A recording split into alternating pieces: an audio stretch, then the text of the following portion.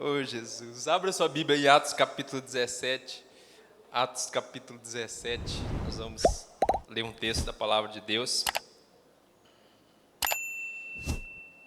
Atos capítulo 17. Paulo, Silas e Timóteo, eles vão a uma cidade chamada Bereia. E aí Paulo é enviado para Atenas, Silas e Timóteo ficam lá em Bereia, e enquanto Paulo espera, Paulo ele aproveita para pregar o evangelho, transmitir uma visão. Atos 17:16 diz assim: enquanto Paulo os esperava em Atenas, o seu espírito se revoltava em face da idolatria dominante da cidade. É interessante, né, irmãos, porque Paulo ele ficou indignado por algo. Ali era idolatria. Mas eu penso que nós estamos aqui porque o Espírito de Deus nos causou uma indignação de lutarmos por essas crianças, pela renovação das nossas mentes nesse sentido, amém? 17 diz assim: por isso dissertava ou discutia na sinagoga entre os judeus e os gentios piedosos, também na praça, todos os dias, entre os que encontravam ali.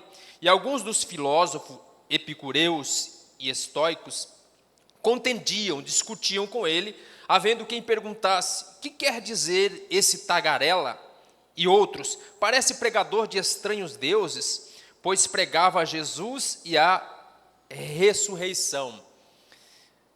Paulo ele começa a falar sobre Jesus e a falar sobre a ressurreição, só que ressurreição era um assunto estranho para aquele povo. E a ressurreição, no grego, é anastase. Então, eles entendiam que Paulo estava falando de Jesus Cristo e mais uma outra personagem, que seria Anastásia, uma mulher. Por isso que ele fala que é de estranhos deuses, e não de estranho Deus. Então, tomando consigo, o levaram ao Areópago, dizendo: poderemos saber dessa nova doutrina e o que ensinas, posto que nos trazes aos ouvidos coisas estranhas ou coisas novas, queremos saber o que vem a ser isso.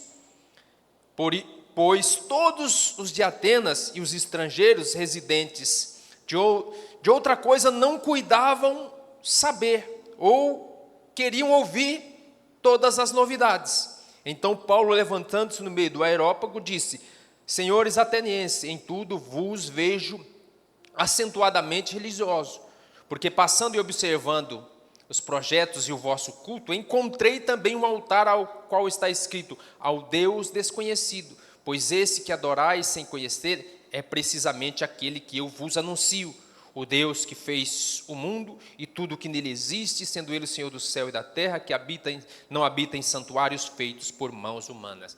E aí Paulo vai pregar, Paulo vai transmitir uma visão, né, a respeito do que é o evangelho, a respeito do que é Deus, a respeito da criação, da queda, da redenção e da consumação. Paulo está ali transmitindo uma visão. Quando nós falamos desse assunto, talvez o termo seja novo para você, mas você vai se situar e você vai ver que é mais comum do que você imagina. Então, o que é uma cosmovisão? Cosmovisão é um conjunto de crenças básicas e fundamentais que me faz olhar para o mundo e olhar para a vida e entendê-la de uma maneira mais geral, de uma maneira mais abrangente. Por isso que é cosmo, a visão do mundo, né? Em inglês, world vision. Então, é a visão do mundo. Só que pessoas diferentes têm diferentes visão do mundo e enxergam o mundo de maneira diferente. Então, normalmente você já ouviu alguém falar assim: ah, mas o meu ponto de vista não é esse. Ah, mas a minha versão, o meu entendimento não é esse. Ele está falando da cosmovisão que lhe é própria. Então, eu imagino que todos nós aqui estamos vendo as cores, o ambiente e tal. Agora, imagine que eu pegue para vocês e saia distribuindo um monte de óculos com lentes coloridas para vocês. Então, eu distribuo para o Éder uma lente na cor azul, alguém com a lente na cor amarela, vermelha, etc., e assim sucessivamente. E se eu perguntar para você como que você vai me dizer como está enxergando, obviamente que você vai dizer que está enxergando diferente. Cada um na sua ótica, cada um segundo as suas lentes. Então, essas crenças, esses pressupostos, é aquilo que me faz ver o mundo, são as minhas lentes, e todos nós as temos. Então, é mais ou menos assim: Por que que indivíduos diferentes, né, olham para as mesmas coisas e enxergam e entendem de maneira diferente, se eles estão vendo as mesmas coisas? É porque existe uma lente com a qual ele está enxergando determinada coisa. Quantos estão me entendendo? Amém? Então isso nós chamamos de cosmovisão. Tem até uma ilustração muito interessante, né? Um grande empresário da Europa, dono de uma mega empresa de calçados, ele queria iniciar um novo empreendimento na África. Então ele enviou 2 vendedores para conhecer o mercado, para fazer uma pesquisa de campo. Então eles foram enviados, chegaram lá, né, e avaliaram as cidades, avaliaram o mercado, o setor de calçados e tal, e ambos viram a mesma coisa, só que eles relataram de maneira diferente. Então um dos vendedores, né, ligou para o empresário e falou para ele: olha, cara, esse negócio não vai dar certo. Eu estou vendo aqui, a cultura local aqui, ninguém gosta de usar calçado, ninguém usa chinelo, ninguém usa nada, o pessoal gosta de andar descalço, então esse negócio de sapato aqui não vai funcionar, é melhor a gente partir para um outro mercado. Só que o outro vendedor ligou diante da mesma situação e falou para o empresário: cara, nós vamos rachar de ganhar dinheiro, envia para cá, acelera a produção, contrata mais funcionários, envia para cá o máximo de mercadoria de calçado que você puder, porque aqui ninguém usa calçado, nós vamos rachar de vender aqui. Ou seja, é a mesma situação, as mesmas circunstâncias, sob pontos de vista ou cosmovisões diferentes. Então, quando Paulo chega nesse ambiente de Atenas, ele se depara com um ambiente cultural totalmente diferente. Paulo, como cidadão romano, conhecedor das filosofias, Paulo entendia um pouco, mas eles não entendiam o ponto de vista de Paulo. Então, o texto diz que quando Paulo chega lá, ele encontra 2 tipos de pessoas que tinham visões diferentes daquilo que Paulo entendia do mundo, ouvia sobre a vida, que eram os estoicos, ou a corrente filosófica, que é o estoicismo. Basicamente, eles acreditavam que o sofrimento era o caminho para a felicidade. Então, quanto mais você sofresse nessa vida, né, na vida seguinte, mais você seria feliz. Então essa é uma cosmovisão dos estoicos, e Paulo está lidando com esse povo. Mas tem um outro povo ali, que o texto fala, que são os epicureus, os discípulos de Epicuro. Eles acreditavam que eram os prazeres e a liberdade que os levariam a serem plenamente felizes. Ou seja, era uma outra cosmovisão, diferente e oposta. Quantos estão me entendendo? Amém? Porque eles foram criados debaixo desses valores e desses princípios. No decorrer da história da humanidade, irmãos, eu estou resumindo aqui, né, com o crescimento do relativismo. O que é o relativismo? O relativismo afirma que não existe uma verdade absoluta, né, que não existe uma verdade universal. Cada um tem a sua própria verdade. Baseado no quê? Exatamente no ponto de vista, na visão de mundo. Então, essas pessoas acreditam que todas as visões de mundo são válidas. Então não importa qual é, se está certo, está errado, se tem fundamento, se tem lógica, não. Você acredita de uma maneira, eu acredito de outra maneira, fulano de tal acredita de uma maneira, e tudo está válido, tudo está certo, nada está errado. Então, diante disso, são cosmovisões diferentes, das mais variadas possíveis, às vezes sem lógica e sem razão, mas que são consideradas válidas hoje, por causa desse relativismo. Então, vou dar um exemplo. Uma cosmovisão que é dominante em nosso meio hoje é a cosmovisão do materialismo. Grande maioria da população cede, infelizmente até a Igreja de Cristo tem entrado nisso. Então, a visão dominante da pós-modernidade é uma visão materialista, uma visão que provém do darwinismo. Que visão é essa? Não importa o que você vai fazer, não importa o que você vai fazer com o outro, não importa se você vai causar sofrimento, se você vai ter que trapacear, o importante é você prosperar, o importante é você ser bem-sucedido, o importante é você alcançar o sucesso, mesmo que isso você não precise levar em conta aspectos como ética, como moral. Então eu pergunto para você, será que não é essa a visão que tem dominado o mundo hoje? Tudo em prol do sucesso, do dinheiro, do bem material. É uma cosmovisão materialista, que não leva em conta a ética e a moral. Totalmente diferente, logicamente, daquilo que nós temos aprendido. Quando Paulo se depara com esse tipo de coisa no texto que nós lemos, Paulo vai combater isso. De que forma? Paulo vai apresentar algo que é totalmente novo para aquele povo, diferente. Eles nunca haviam ouvido falar no termo, que eles não acreditavam em ressurreição. E aí Paulo vai pregar o evangelho, porque o evangelho, sendo a verdade de Deus, a verdade absoluta, para destruir esses enganos, como o pastor falou aqui, esses sofismas, né? Essas teorias, essas ideologias, nas quais as mentes deles estavam presas. Eles estavam presos naquele engano. Então Paulo traz e apresenta o evangelho como sendo a pedra fundamental para estabelecer o quê? Uma nova visão, uma visão real daquilo que é o mundo e daquilo que é a vida. Que é o quê? O evangelho, que é a palavra de Deus. Então essa é a cosmovisão matriz da nossa vida. É ela que deve reger, direcionar a base da nossa vida. O problema é que, às vezes, na grande maioria, o que acontece, irmãos? Nós, às vezes, nos convertemos, aceitamos Jesus, e nós vamos aderindo, né? Nós vamos aderindo a costumes cristãos, nós vamos aderindo a símbolos cristãos, nós vamos aderindo a uma linguagem cristã evangélica, né?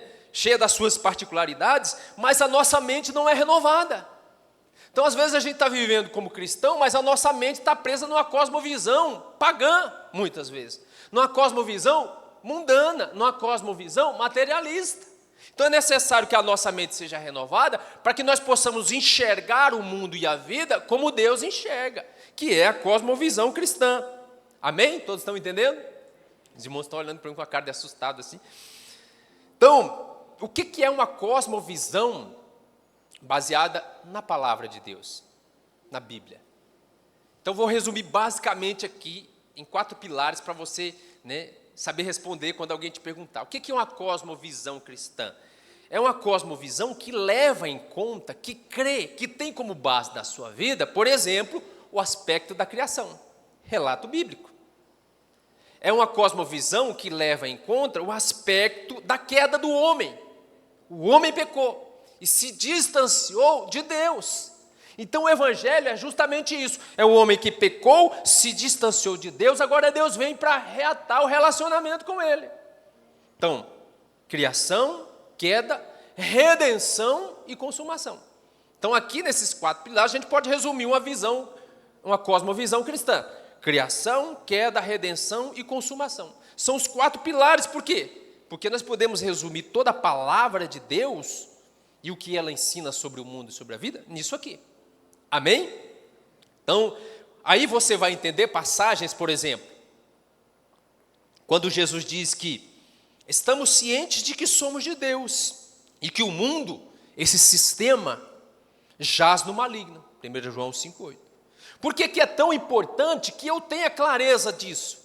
Que eu não seja apenas um cristão que aderiu a costumes, linguagens e padrões religiosos, mas que a minha mente se abra para enxergar o mundo como Deus é. Por que eu preciso ter clareza? Porque a partir de uma visão do mundo e da vida geral, que eu vou conhecer a minha própria vida, que eu vou conhecer pessoas na sua particularidade, na sua pessoalidade, de maneira mais específica.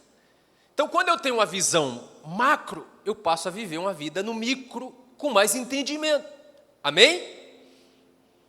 Segunda coisa, é a partir de uma cosmovisão clara na minha mente e no meu coração que nós tomamos as decisões práticas da vida.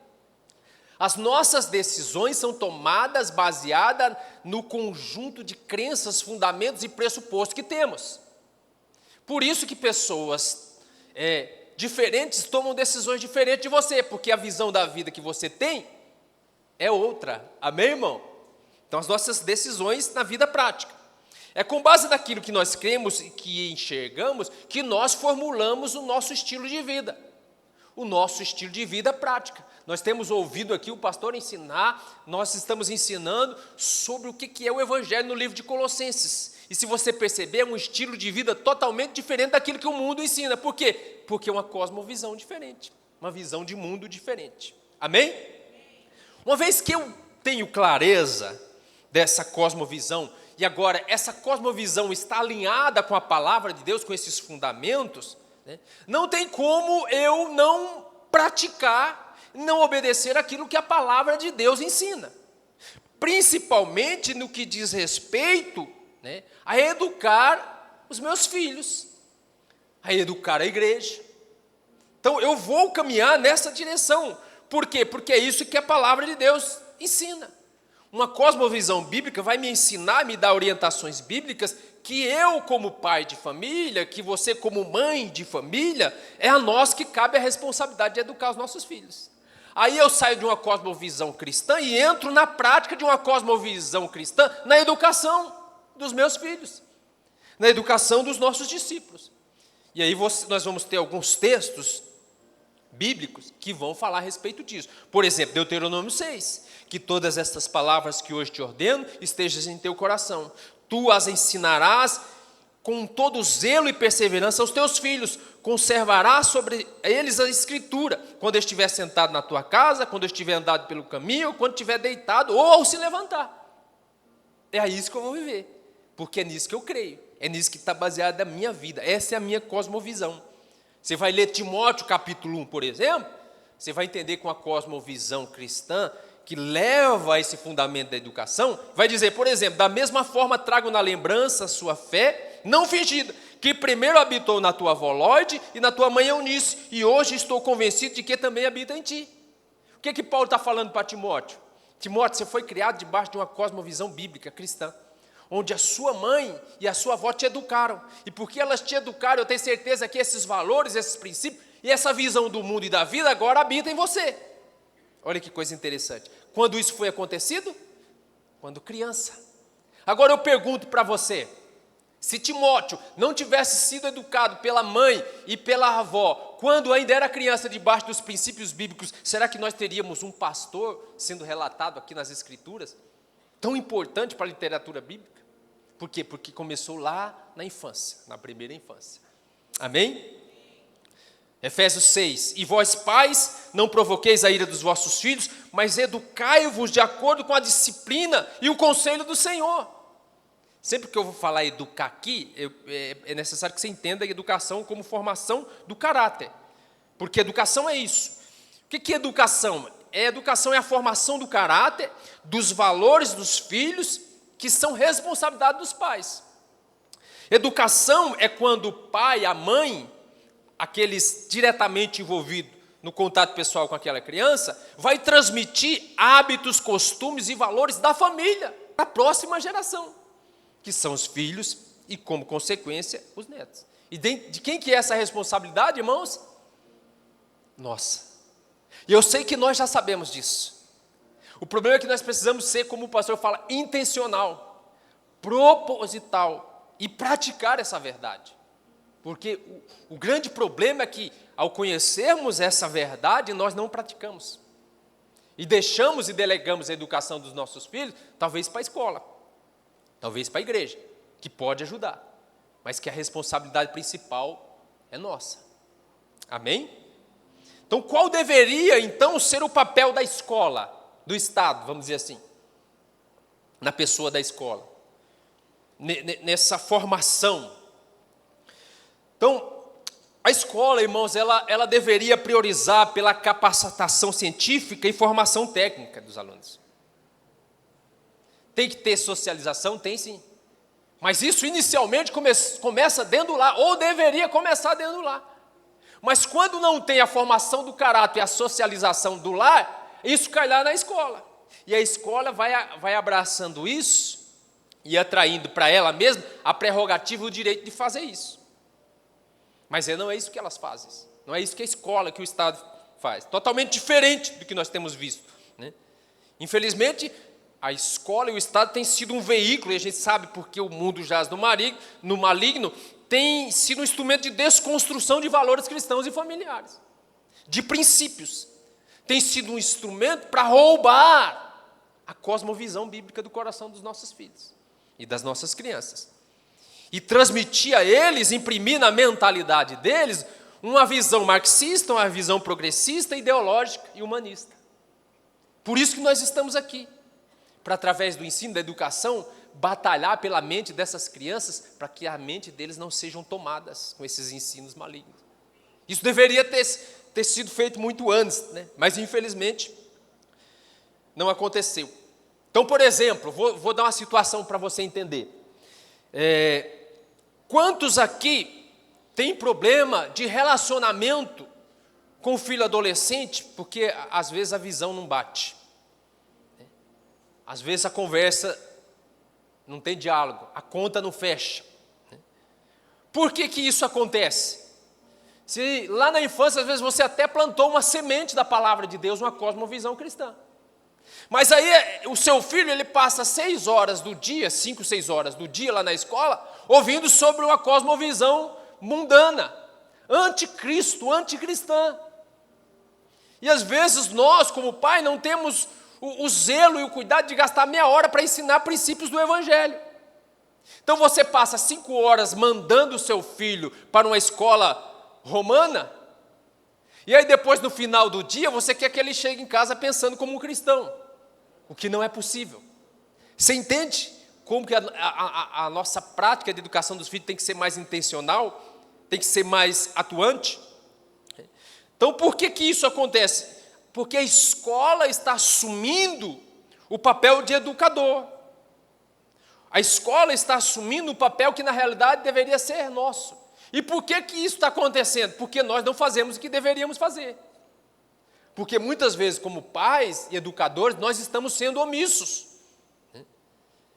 Então, quando a escola assume esse papel, e por que às vezes a gente não acha isso tão grave? Porque a gente cai numa determinada falácia, num determinado engano.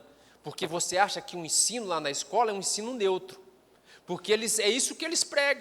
De que a escola tem um ensino neutro, porque ela não permite um ensino cristão. Não é neutro, é contra Cristo, é anticristo. Mas ali é ensinado outros valores e princípios, né? Que na realidade não seria o papel da escola ou do professor ali. Então, eles arrogam para si, mas não existe de fato, irmãos, ensino neutro. Por quê? Porque quem ensina, quem leciona, quem transmite conhecimento, ou transmite ou faz a partir de uma cosmovisão que tem. Então, aquele professor, aquele agente de educação lá, ele tem uma cosmovisão do mundo, que muitas vezes é anticristo, é antibíblica. E é isso que ele vai transmitir para os nossos filhos, quando nós não o fazemos. Quem está me entendendo, diga amém. Então, não caia nessa falácia de achar, porque você não faz o seu papel, a escola não vai atrapalhar, não. Infelizmente, é a realidade, irmãos. Infelizmente, é a realidade. Está ali para atrapalhar, porque o mundo jaz no maligno. E nós precisamos guardar os nossos filhos, guardar a mente dos nossos filhos. Então, por exemplo, a partir da Constituição de 1988, então o Estado passou a arrogar para si a prerrogativa de educar os filhos. Porque até na Constituição de 1934, essa responsabilidade era inteiramente dos pais e da família. Em 1988 foi mudado isso. Então eles arrogam isso, mas não o fazem. Então é um erro você achar que a escola, que a igreja, que o avô, que a babá, que a internet vai educar o seu filho. Não, é responsabilidade minha e sua. E nós seremos cobrados por isso, irmãos. E nós sofreremos se não fizermos no futuro. E os nossos filhos também sofrerão se não fizermos. E a sociedade, a igreja do futuro, vai sofrer se não fizermos. Então que nós estamos aqui lutando essa batalha pelas mentes, para que o futuro não seja tão cruel com os nossos filhos e conosco. Amém? Então, por exemplo, talvez você já ouviu, quando você vai em uma reunião da escola, e você visita lá, né, alguma reunião em que eles chamam você, qual que é a conversa dos diretores, né, dos professores? O que eles fazem? Eles te agradecem. Obrigado por você estar aqui, contribuindo, ajudando com a educação do seu filho. E nós precisamos nos posicionar, não, senhor. É o contrário, é vocês que estão nos ajudando. É nós que educamos, é nós que ensinamos. É vocês, no caso, que deveriam ajudar, mas que estão atrapalhando. Então nós precisamos nos posicionar nesse sentido. Porque, infelizmente, irmãos, o mundo, com as suas ideologias, com as suas cosmovisões, ele vem para roubar a mente dos nossos filhos, das nossas crianças. Então, como pais, como os líderes, entendendo aquilo que é a visão de Deus para as nossas vidas, nós precisamos nos posicionar. A pastora deu orientações práticas aqui, de que você precisa estar atento ao que o seu filho está vendo, ao que o seu filho está ouvindo, que está saindo da boca dos professores. Porque antes a gente ensinava assim, né? Há alguns anos, meus pais me ensinavam, ouça tudo que a professora falar, porque tudo que a professora e o professor falar é verdade. Acate tudo. Mas hoje é o contrário. Hoje nós temos que ensinar os nossos filhos, com base na palavra de Deus, ensiná-los a questionar o que os professores estão ensinando. A eles se posicionarem e perguntarem, e contrariarem e questionarem, para que os nossos filhos não sejam apenas agentes nesse processo de educação, agentes passivos que vão absorvendo tudo o que eles vão nos dando, mas que eles possam estar atentos e questionar. E você tem que falar para o seu filho, eu falo para os meus filhos, não acredite em tudo que o seu professor fala, porque não é verdade. Então, graças a Deus, o tempo que nós tivemos em Cabreúva, o Rian, a grande maioria dos professores que ele teve eram todos cristãos, a gente não teve muita dificuldade. Então, o Rian é mais tranquilo em relação a isso. O Davi já não teve muito sucesso nessa área, porque ele pegou, né, alguns professores, principalmente quando ele mudou para cá, a gente sentiu bastante essa dificuldade dele. Mas ele é questionador, né, e ele rebate na hora. Ele é igual o Pablo Marçal, ele não perde um embate, não perde um... Ele pergunta mesmo, só Jesus na causa. Isso é bom porque ele não vai ser facilmente enganado, né, com mentiras. Então, nós precisamos ensinar os nossos filhos esse tipo de coisa para guardá-los, né? Então, às vezes, você fica questionando o que está acontecendo, porque você não entende o que está acontecendo com o seu filho, por que está tão rebelde, tão arisco, né? Eu estava ouvindo um testemunho de um irmão que ele nunca teve problema com a sua filha. Mas, de um determinado momento, ele passou a perceber alguns questionamentos, algumas rebeldias, algumas atitudes que não era comum em relação a ele, a pessoa do homem, do pai de família, do homem, do hétero, do conservador. Ele percebeu uma resistência. E aí ele foi descobrir que ela estava odiando ele. Olha que coisa séria. Ela estava odiando ele na sua função de pai, no seu papel de pai, porque estava sendo ensinado na escola que o homem hétero, branco, conservador, é o mal da sociedade, é o carrasco, né? Então, nós precisamos estar atentos para proteger os nossos filhos. Então, rapidamente, maneiras que você pode proteger, né, os seus filhos. Primeira coisa, vivendo um cristianismo verdadeiro. Vivendo um cristianismo verdadeiro dentro da sua casa, dando o exemplo para os seus filhos. Porque se você não der um exemplo de que você é crente dentro da sua casa, não adianta você falar, explicar, transmitir cosmovisão que você não vive, irmão. Essa é a grande realidade. Os nossos filhos vão aprender pelo exemplo. Ensina os filhos a palavra de Deus. Tira um tempo através de um culto familiar. Se você tiver condição, eu oriento, coloque seu filho na escola cristã. Faça homeschooling, né? Está muito na moda isso, porque a educação tá difícil. Então, ensine o seu filho a ler livros. Tira ele do celular e lê livros. Eu estou com a batalha com os meus dois lá. A batalha é, para de celular e vai ler livros. O Rian leu um livro muito bom que eu comprei para ele, Como se manter cristão na sala de aula. Todo pai deveria dar de presente e cobrar a leitura do filho adolescente desse livro. Como se manter cristão na sala de aula. Ensinando.